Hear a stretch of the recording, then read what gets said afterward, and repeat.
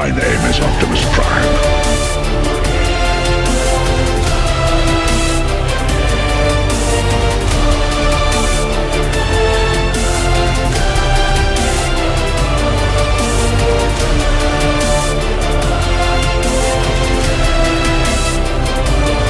Mais qu'est-ce qui s'est passé avec la saga Transformers?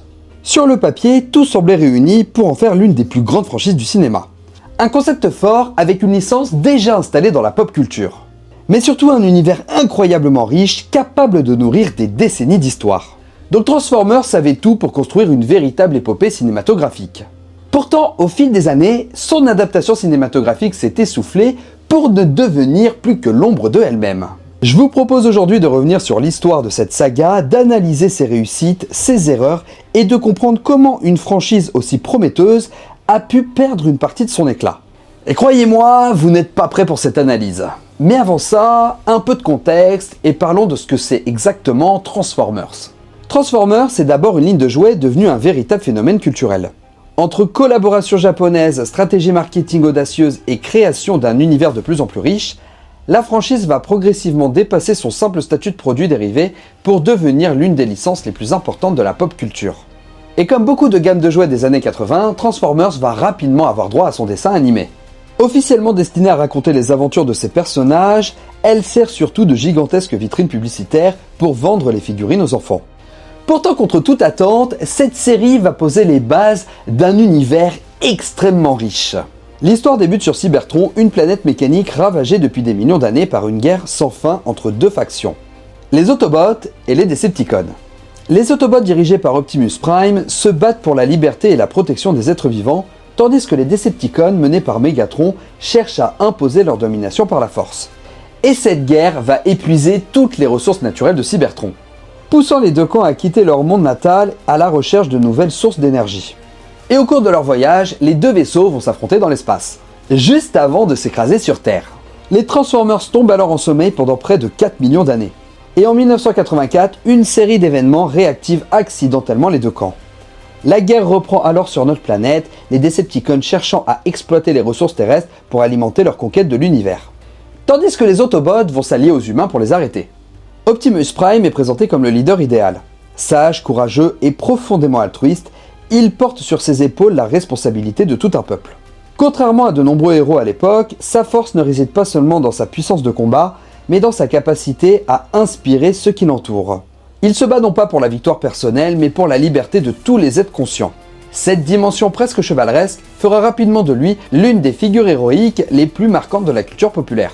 Et face à lui se dresse Megatron, l'incarnation de l'ambition dévorante. Charismatique, impitoyable et obsédé par le pouvoir, il considère que la paix ne peut être obtenue que par la domination.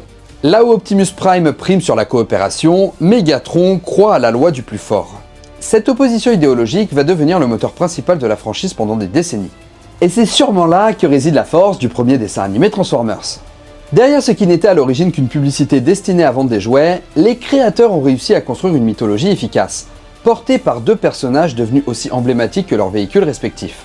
Une base suffisamment solide pour permettre à la licence de traverser des générations et de continuer à se réinventer pendant plus de 40 ans. Alors pour ma part, j'ai découvert la licence Transformers quand j'avais à peu près 11 ans avec un animé intitulé Transformers Armada. Et je vous propose qu'on s'arrête quelques instants dessus, parce que vous allez voir que ça aura son importance pour la suite. Diffusé au début des années 2000, Transformers Armada fait partie de cette génération de séries qui a permis à de nombreux enfants de découvrir la licence. Et ce, bien après l'époque de la G1. L'histoire met en scène les Mini-Cans, des petits Transformers capables d'augmenter considérablement la puissance des Autobots comme des Decepticons. Leur apparition sur Terre déclenche alors une nouvelle course aux armements entre Optimus Prime et Megatron, chacun cherchant à récupérer ses précieux alliés avant son adversaire. Et si Armada reprend évidemment les grands fondements de la franchise, à savoir l'affrontement entre les Autobots et les Decepticons, la série apporte également sa propre identité en développant davantage la relation entre les humains et les Transformers, tout en accordant une place importante à la rivalité entre Optimus Prime et Megatron. A noter d'ailleurs que pour la VF, c'est Jim Rudler qui double un des personnages et celui-ci va également être la VF de Shia LaBeouf dans le premier film Transformers. On peut d'ailleurs noter que Transformers Armada propose une relecture marquante du design de Megatron. Conçu par Takara pour la gamme Micro Legend, nom original de la série au Japon, ce nouveau Megatron s'éloigne sensiblement de l'apparence du personnage dans la G1. Et oui, excite le mode pistolet emblématique des années 80, il adopte ici une transformation en char d'assaut, avec une silhouette plus massive, anguleuse et militarisée. Ce choix s'inscrit dans une évolution déjà amorcée dans les années 90, notamment pour des raisons de sécurité de la commercialisation des jouets. Consolidant alors l'image de Megatron comme d'un chef de guerre imposant, plutôt que de le ramener au simple rang d'armes transformables. Et probablement l'une des choses dont je me souviens le plus aujourd'hui, car derrière les batailles spectaculaires et les transformations, Armada mettait déjà en avant ce qui fait la force de Transformers depuis le début. L'opposition entre deux visions du monde incarnées par Optimus Prime et Megatron. Une rivalité qui allait devenir le véritable cœur de la franchise. Et surtout leur lien avec des humains qui passent par la phase adolescente. Ayant véritablement accroché à l'univers de Transformers Armada, autant vous dire que lorsque j'ai appris qu'un film en live action était en préparation, ma hype était à son paroxysme. Et de vous à moi, je suis persuadé que j'étais pas le seul à être dans ce cas, parce que déjà projeter l'image d'un Optimus Prime en live action, c'était un truc de fou. L'idée que les robots pouvaient prendre vie sur grand écran relevait presque du fantasme pour toute une génération de fans. Les effets spéciaux progressaient à une vitesse folle, les blockbusters rivalisaient d'ambition, et Hollywood semblait enfin disposer de la technologie nécessaire pour rendre justice à ces robots géants capables de se transformer en véhicules. Donc d'une certaine manière, adapter Transformers au cinéma représentait un défi plutôt colossal.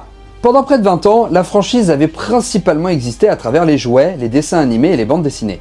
Voir cet univers basculer dans le monde réel impliquait de repenser entièrement son apparence, son échelle et sa crédibilité, sans pour autant trahir ce qui faisait son identité. Et pour mener à bien ce projet, cette mission est confiée au réalisateur Michael Bay. Un réalisateur déjà connu pour son goût du spectaculaire, des explosions démesurées et des scènes d'action à grande échelle. Un choix qui pouvait sembler évident pour retranscrire la guerre entre Autobots et Decepticons, même si certains fans s'interrogeaient déjà sur sa capacité à respecter l'essence de la licence. Et soyons tout à fait honnêtes, au travers de la franchise, Michael Bay n'a pas transcendé d'amour pour ses robots.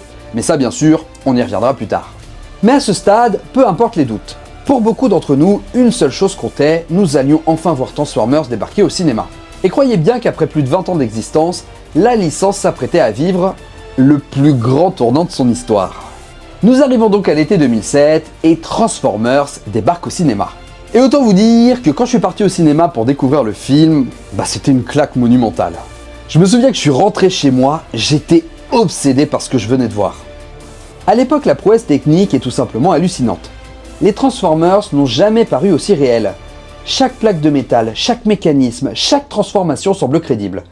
Pour la première fois, j'ai réellement l'impression que ces robots géants pourraient exister dans notre monde. Et à côté de cette recherche folle en réalisme, le film arrive à totalement respecter la licence. Il parvient à conserver l'identité visuelle des personnages que les fans connaissent depuis des années, et Optimus Prime est immédiatement reconnaissable, tout comme Bumblebee. Alors bien évidemment, des libertés vont être prises sur les cartes design, et principalement pour les Decepticons, auxquels on pourrait reprocher une colorimétrie beaucoup trop fade et monochrome, ne permettant pas une identification directe des personnages. Des libertés vont également être prises pour le card design de Megatron, mais je pense que c'était un choix plutôt judicieux. Même si j'avais adoré voir la version d'Armada, je trouvais quand même que le système fonctionnait bien de proposer un vaisseau un peu spatial. Donc certes, les designs ont été modernisés et rendus beaucoup plus complexes, mais ils respectent suffisamment leur inspiration d'origine pour que les fans puissent instantanément les identifier. Comme par exemple Bumblebee qui, au lieu d'être une coccinelle, devient une Camaro, mais on garde la couleur jaune et on garde l'essence et l'écriture du personnage d'origine. En fait, ce qui est fou avec le film Transformers, c'est qu'il arrive à rendre crédible quelque chose qui, sur le papier, présenté comme ça, aurait pu sembler absurde. C'est vrai quoi, des robots extraterrestres capables de se transformer en voiture. Ça peut sembler un peu cheap. Là où beaucoup d'adaptations auraient pu sombrer dans le ridicule, Transformers parvient au contraire à donner vie à cet univers avec un sérieux et une ambition rarement vus pour ce type de licence.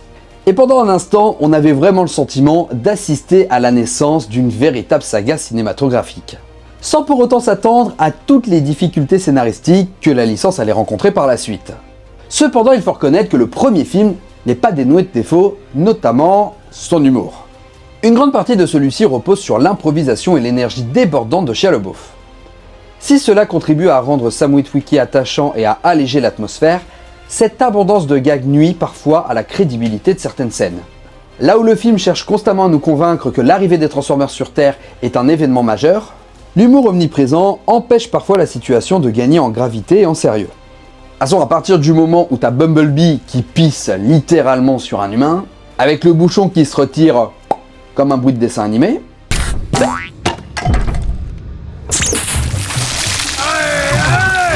mais le second point est sans doute plus important encore. On sent une véritable volonté de la part de Michael Bay lui-même de développer une relation forte entre Sam Witwicky et Bumblebee. Et l'objectif semble clair. Reproduire une dynamique émotionnelle comparable à celle que l'on retrouvait entre Elliot et E.T., avec un jeune humain qui se lie d'amitié avec une créature venue d'un autre monde. Alors bien sûr, sur le papier, l'idée est excellente. Après tout, Bumblebee sauve Sam à plusieurs reprises, notamment lors de son affrontement contre Barricade, tandis que Sam tente lui aussi de protéger Bumblebee lorsque le Secteur 7 cherche à capturer les Autobots. Le problème, c'est que je trouve que cette relation manque vraiment de développement pour sembler crédible et paraisse totalement naturelle. Et ceci pour une raison très simple. À aucun moment, nous n'avons peur ni pour Sam ni pour Bumblebee. Là où E.T. nous avait mis le doute quand son état de santé se dégrade, poussant le spectateur à ressentir de l'enjeu. Pour Bumblebee et Sam, ils partagent finalement très peu de moments vraiment intimes qui justifieraient de ce lien si fort entre eux. En conséquence, lorsque Bumblebee exprime son désir de rester auprès de Sam à la fin du film, « J'aimerais rester avec le garçon. » Si tel est son désir. ça l'est. Qu'il exprime d'ailleurs avec sa vraie voix, démontrant qu'il est capable de parler, mais ça, on se le garde au chaud pour plus tard. L'émotion recherchée fonctionne, mais elle ne possède pas toute la force qu'elle aurait pu avoir avec une relation davantage approfondie. Car même le moment où Bumblebee perd ses jambes, c'est pas Sam, c'est Michaela qui va partager un moment avec Bumblebee.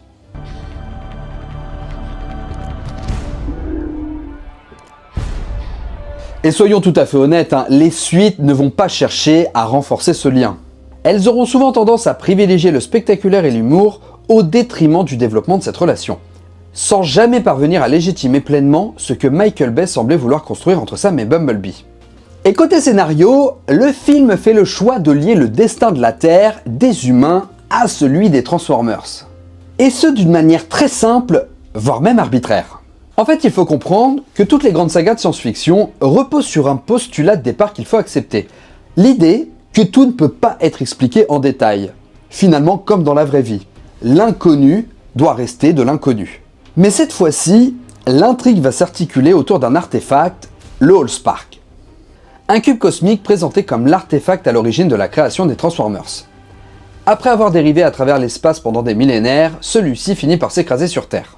Megatron, lancé à sa recherche, parvient à retrouver sa trace, mais se retrouve accidentellement prisonnier des glaces de l'Arctique.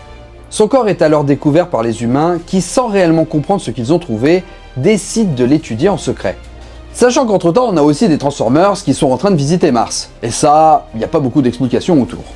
De son côté, l'Allspark tombe lui aussi entre les mains du gouvernement américain. À partir de ces deux découvertes extraterrestres, l'humanité va progressivement développer une partie de sa technologie moderne grâce aux connaissances et aux technologies extraterrestres issues de Megatron et du Cube. C'est ainsi que le film établit le lien entre les Transformers et les humains. Sans le savoir, l'humanité a bâti une part de son progrès technologique sur les vestiges d'une guerre venue des étoiles. Une idée finalement assez habile puisqu'elle permet de justifier la présence des Transformers sur Terre tout en intégrant notre planète au conflit entre Autobots et Decepticons. Mais il est important de noter une chose par la suite. À ce stade de la saga, le destin des Transformers et celui de l'humanité restent deux histoires distinctes qui finissent par se croiser. Les humains ne sont pas au cœur de la mythologie cybertronienne, ils sont simplement devenus presque par hasard les gardiens involontaires d'un artefact convoité par les deux factions. Et à mon sens, c'est là-dessus que réside tout l'équilibre du film. Le scénario parvient à relier les deux univers sans donner l'impression que toute l'histoire des Transformers tourne autour de la Terre depuis le début des temps. Donc quand un film choisit une trajectoire scénaristique, il faut être très vigilant à ce que ses suites n'aillent pas interrompre et casser tout le lore établi, même s'il faut bien sûr quelques rebondissements. Et c'est sans nul doute ça qui va surtout faire souffrir la saga Transformers. Car si le premier film parvenait à faire coexister l'histoire des humains et celle des Transformers, les suites vont progressivement chercher à les fusionner toujours davantage avec des résultats parfois très discutables. Et c'est justement de ça dont on va parler maintenant. Avec Transformers Revenge of the Fallen, la franchise prend une direction assez particulière. Là où le premier film présentait la présence des Transformers sur Terre comme une conséquence du crash de l'Allspark et de la traque menée par Megatron, cette suite va progressivement remettre en question cette version des événements. On découvre en effet que les Cybertroniens sont déjà venus sur Terre dans un passé extrêmement lointain et qu'ils y ont laissé derrière eux la matrice du commandement. Une révélation qui élargit considérablement le lore de la saga, mais qui soulève également un premier problème de cohérence. Car si les Transformers entretenaient déjà un lien aussi ancien avec notre planète, la présence de l'Allspark sur Terre commence à perdre son caractère accidentel. Surtout que l'introduction du premier s'appuie sur le fait que la Terre est une planète totalement inconnue pour les Transformers, ou tout du moins pour Optimus. Alors que dans l'intro du deuxième opus, c'est lui qui révèle le fait que nos peuples se sont déjà rencontrés. Ce qui apparaissait dans le premier film comme une simple coïncidence cosmique devient soudainement beaucoup plus ambigu. Pour l'instant, le scénario parvient encore à contourner les questions les plus gênantes, mais on aperçoit déjà les prémices des incohérences qui vont progressivement s'accumuler au fil des suites. Pour autant, ce film ne se repose pas uniquement sur cette extension du lore, mais également sur l'évolution de Sam Witwicky. Après avoir subi de plein fouet les événements du premier opus, Sam aspire désormais à une vie normale. Il veut quitter sa famille, partir à l'université, poursuivre ses études et vivre l'existence d'un adolescent ordinaire. Bon, jusque-là, pas d'embrouille. Mais c'est aussi là qu'on retrouve aussi les premiers problèmes sur ce que j'évoquais tout à l'heure par rapport à sa relation avec Bumblebee.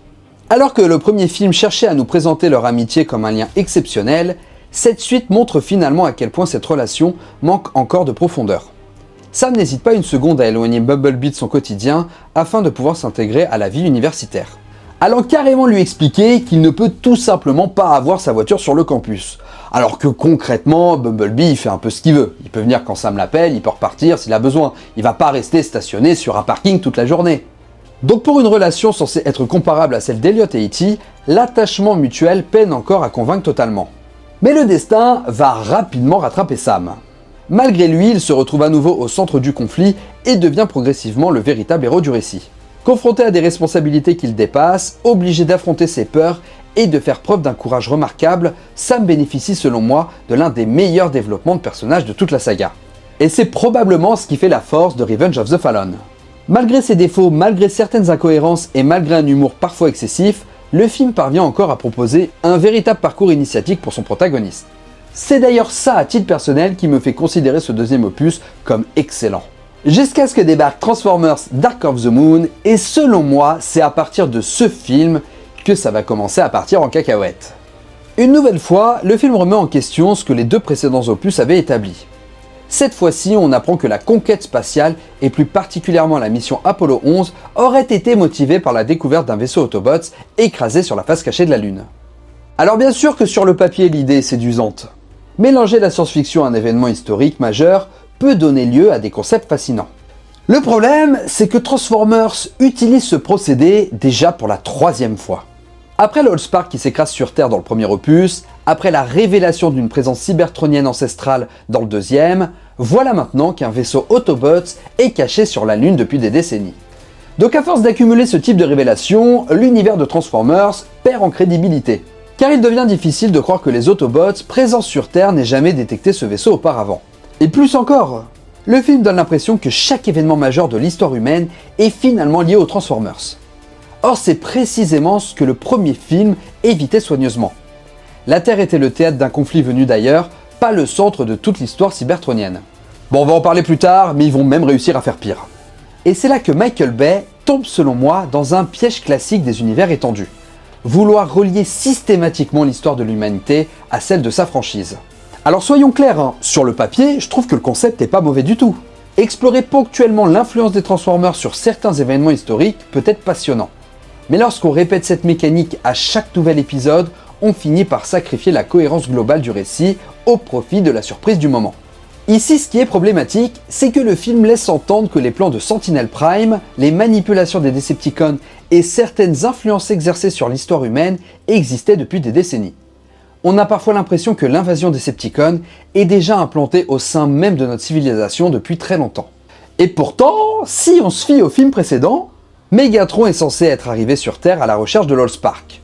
Mais plus la saga avance, plus les scénaristes ajoutent de nouvelles couches de mythologie qui semblent toutes ramener les Transformers vers la Terre. Sentinel Prime est sur la Lune, les Cybertroniens sont déjà venus sur Terre pendant l'Antiquité, et les Decepticons semblent avoir des plans établis sur Terre depuis des décennies. Et bien sûr, Megatron finit par se retrouver exactement à l'endroit où se trouvait l'Allspark, et expliquant maintenant qu'il avait rendez-vous avec Sentinelle sur Terre. Oh comme c'est bizarre! Si on doit prononcer l'expression comme par hasard plus de 3 fois pour expliquer les événements d'un même scénario, c'est généralement qu'il est temps de revoir sa copie. Et en plus de ça, c'est pas le seul problème du film. Je passerai rapidement sur l'absence de Megan Fox, conséquence de ses tensions avec Michael Bay, mais le départ de Michaela est expédié par une simple réplique expliquant qu'elle a quitté Sam, fin de l'histoire. Un traitement particulièrement léger pour un personnage pourtant central dans les 2 premiers volets. Mais ce qui me gêne davantage sur certains choix touchant directement l'écriture des personnages, Optimus Prime semble soudainement découvrir que les humains peuvent mentir, manipuler ou cacher des informations. Une réaction étonnamment naïve pour un personnage présenté depuis le début comme un chef de guerre ayant traversé des millions d'années de conflits. Le film donne parfois l'impression de diminuer artificiellement son intelligence afin de faire avancer son intrigue. Alors justement que dans le premier opus, il défendait l'humanité sur le fait que c'était une jeune espèce qui avait encore beaucoup à apprendre. Dans le même temps, Sentinel Prime est révélé comme étant un traître. Ironhide est éliminé en quelques secondes à peine, et Optimus passe une bonne partie du récit à subir les événements plutôt qu'à les anticiper. Comme si le film cherchait volontairement à affaiblir ses propres héros pour mettre davantage en valeur son retournement de situation. Même Sam, qui va être obligé par les Decepticons de choper des informations, à aucun moment cet élément ne sert à créer de l'enjeu. Et ne déstabilise pas ses relations avec Optimus. D'ailleurs, le traitement de Sam Witwicky dans ce film est également discutable. Alors que Revenge of the Fallen lui offrait un véritable parcours initiatique, Dark of the Moon le présente comme un personnage incapable d'accepter que sa vie soit redevenue normale. Il vit constamment dans le souvenir de ses exploits passés, refuse sa situation, ayant le comportement d'un vétéran de 50 ans, ne se sentant plus utile à rien. Il agit d'ailleurs même comme s'il était au-dessus des institutions qui l'entourent. Le paradoxe, c'est qu'il reproche régulièrement à Bumblebee d'être constamment en mission et de ne plus passer de temps avec lui. Alors que c'est lui-même qui, dans le deuxième film, cherchait à s'éloigner des Transformers pour vivre une vie universitaire, que pour servir leur propre développement logique au cours de la trilogie. C'est un peu tout le paradoxe de Dark of the Moon. Car le film ne brille plus réellement pour son histoire ou pour son intrigue, ce qui impressionne avant tout, c'est sa prouesse technique. Encore aujourd'hui, les effets spéciaux restent bluffants et la bataille de Chicago demeure l'une des séquences d'action les plus spectaculaires de toute la franchise. Mais derrière cette démonstration de force visuelle, la saga commence à faire du surplace. Les enjeux deviennent de moins en moins crédibles, les coïncidences de plus en plus nombreuses et les personnages de moins en moins cohérents. Donc selon moi, Dark of the Moon reste l'apogée visuelle de la vision de Michael Bay.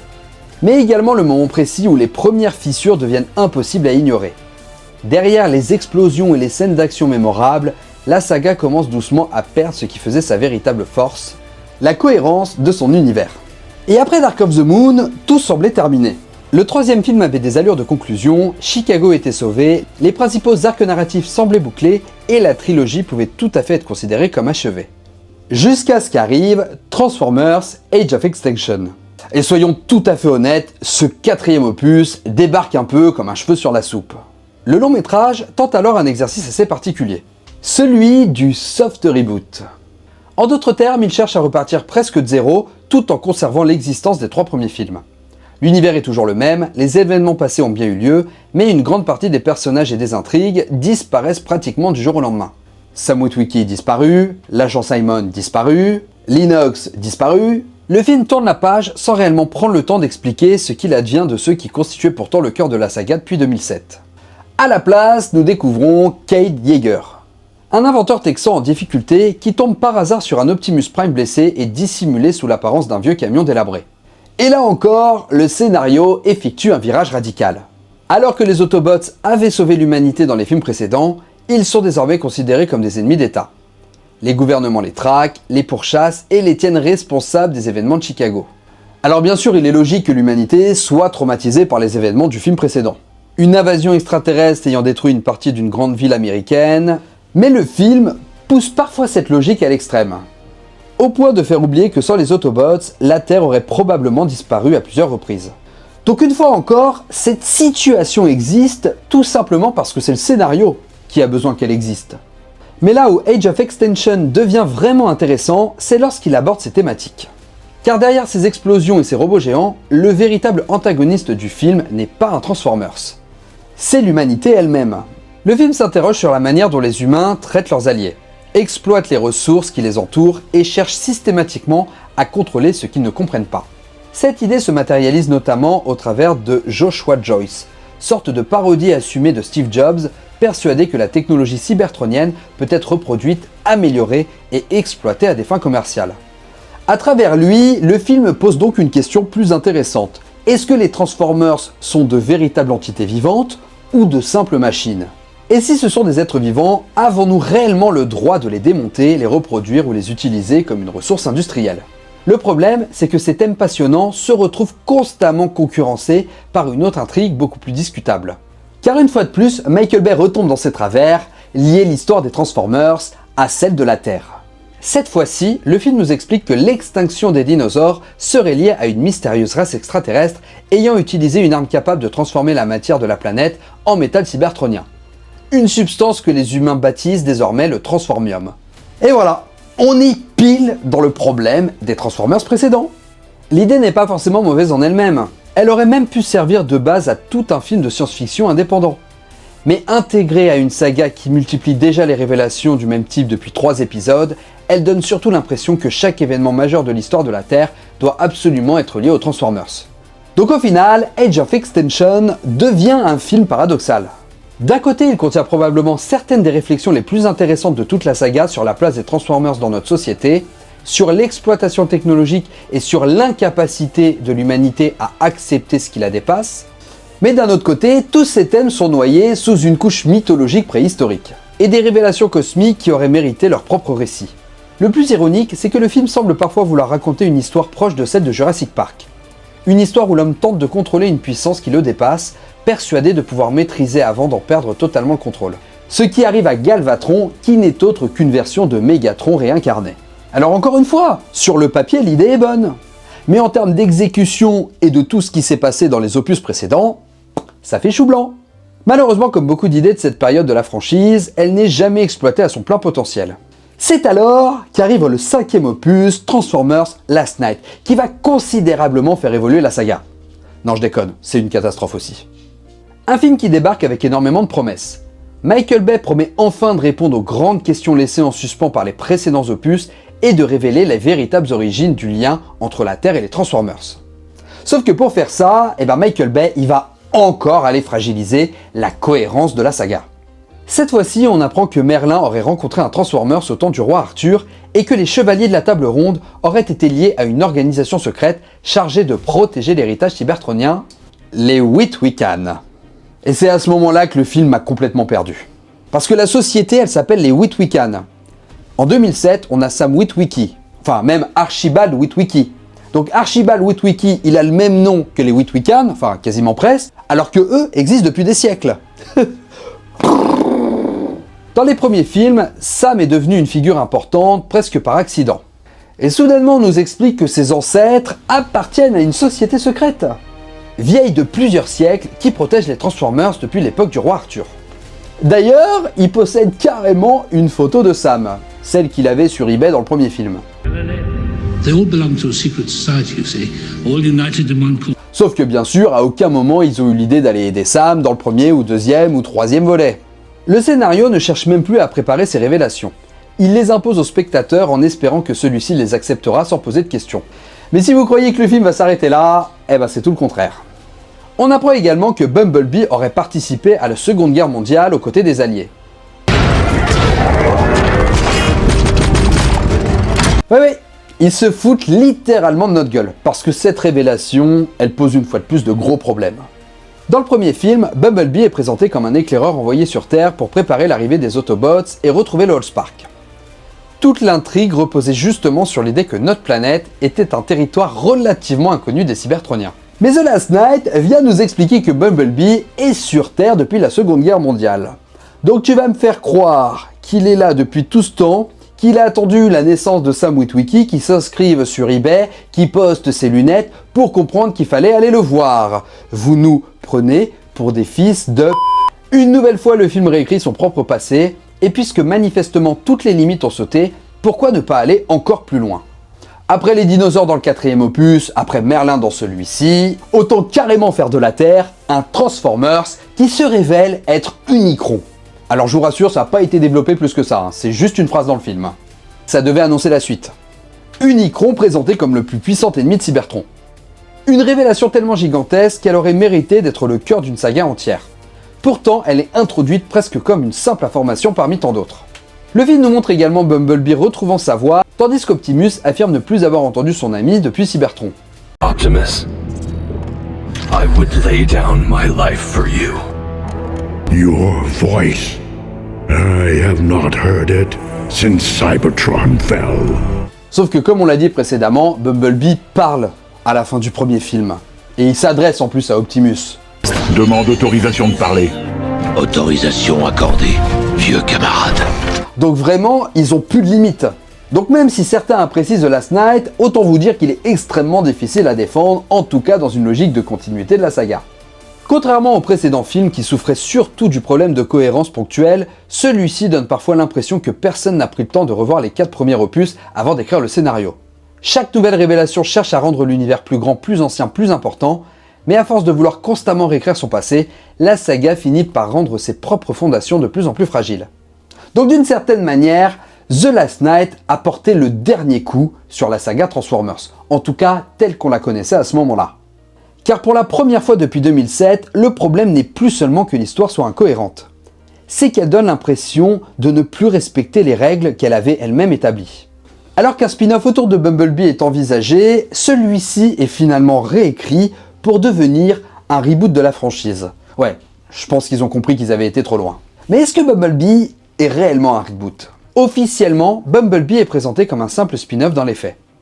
Mais le film va ressembler davantage à un reboot déguisé et va avoir du mal à assumer le fait d'être soit un reboot, soit un prequel. Les scénaristes semblent conscients que la continuité de la saga est devenue pratiquement impossible à maintenir, mais le studio n'ose pas encore couper définitivement les ponts avec l'univers de Michael Bay. Le résultat du film est donc assez étrange. D'un côté, le film surfe pleinement sur la vague nostalgique des années 80 qui envahit Hollywood à cette époque. L'ambiance, la bande-son, l'esthétique générale et surtout la relation entre Charlie et Bumblebee assument clairement leur affiliation avec E.T. l'extraterrestre. Ce que, comme on l'avait dit, Michael Bay avait tenté de faire entre Sam et Bumblebee. Mais cette fois-ci, le spin-off réussit beaucoup mieux cet aspect. Le film prend davantage son temps, développe réellement son héroïne et construit une relation plus crédible entre les deux personnages. Pour la première fois depuis longtemps, la franchise retrouve une certaine simplicité qui lui faisait défaut. Et c'est sûrement pour ça que le film Bumblebee fonctionne plutôt bien. Mais je lui reproche quand même quelque chose de fondamental, il n'assume pas la nature de ce qu'il est. Un reboot ou prequel? Plusieurs reprises, le film semble hésiter entre repartir de zéro ou rester attaché à l'ancienne continuité. Bumblebee ne parle toujours pas et communique par l'intermédiaire de la radio, exactement comme les films de Michael Bay. À la fin du film, il adopte même sa célèbre apparence de Camaro jaune, comme si le scénario cherchait coûte que coûte à raccrocher les wagons avec le premier Transformers. Mais c'était pourtant le moment idéal pour repartir sur de nouvelles bases, mais surtout sur de nouvelles bases saines. Bumblebee aurait très bien pu conserver sa forme de coccinelle beaucoup plus proche du personnage originel de la G1. Ce choix aurait immédiatement envoyé un message clair aux spectateurs, cette nouvelle saga est différente. D'ailleurs, on peut faire le même constat pour son design de robot. Certes, son apparence est plus fidèle au dessin animé d'origine et constitue probablement l'une des meilleures représentations du personnage en live action, mais là encore, le film reste dans une logique de continuité visuelle avec ce qui existait auparavant plutôt que de proposer une véritable réinvention. Au final, Bumblebee est un bon film, peut-être même l'un des meilleurs live action de toute la franchise, mais j'ai toujours le sentiment qu'il manquait de courage dans sa démarche.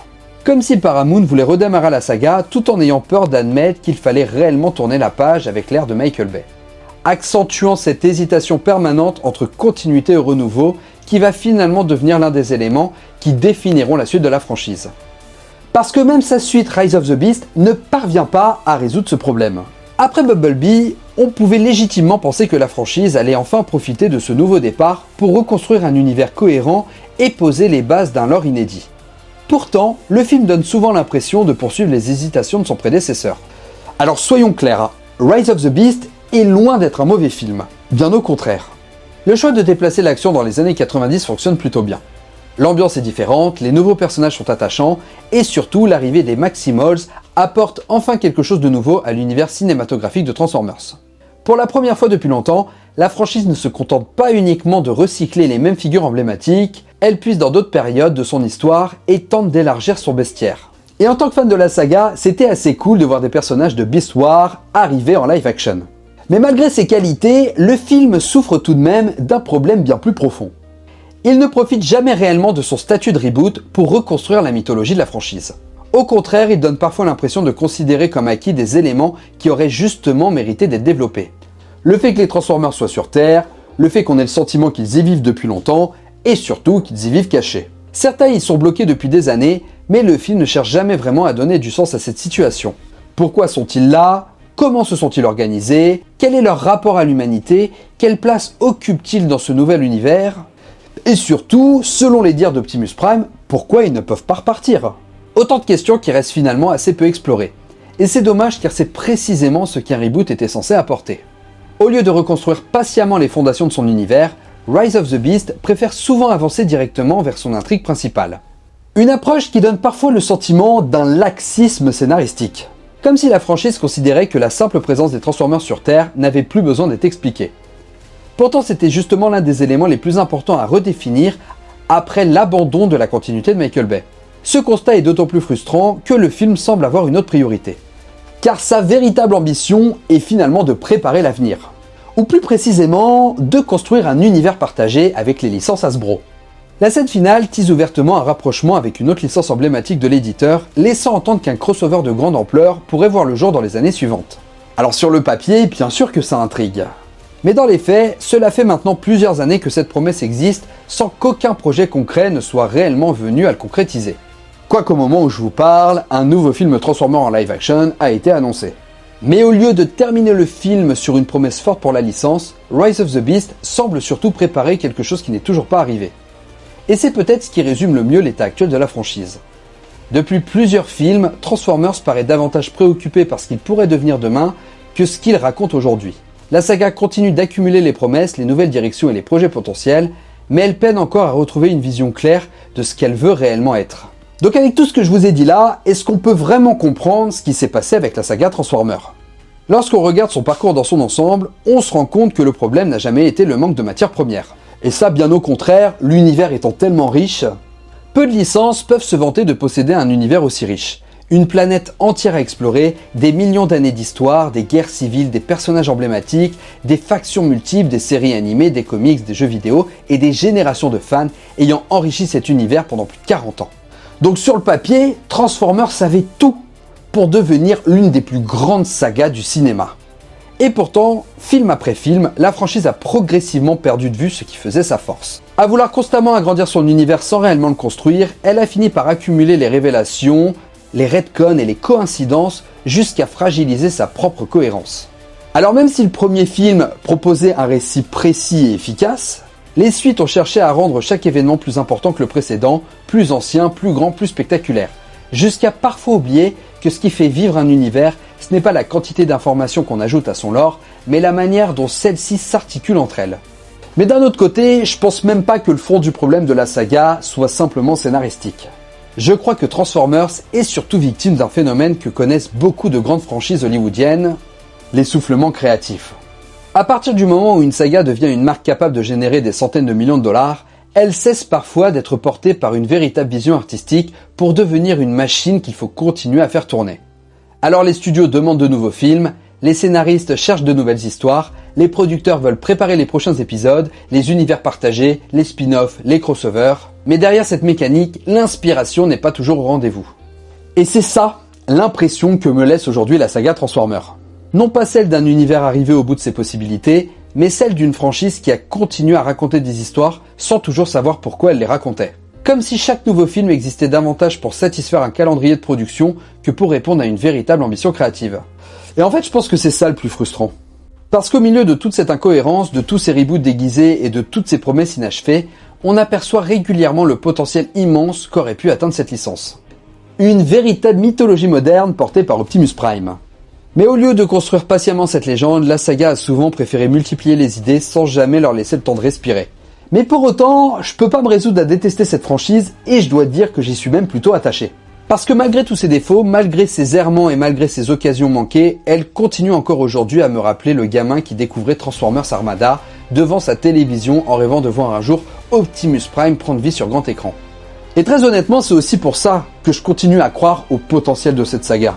Car si Transformers nous a appris une chose depuis toutes ces années, c'est qu'après chaque transformation vient toujours une nouvelle chance de se réinventer.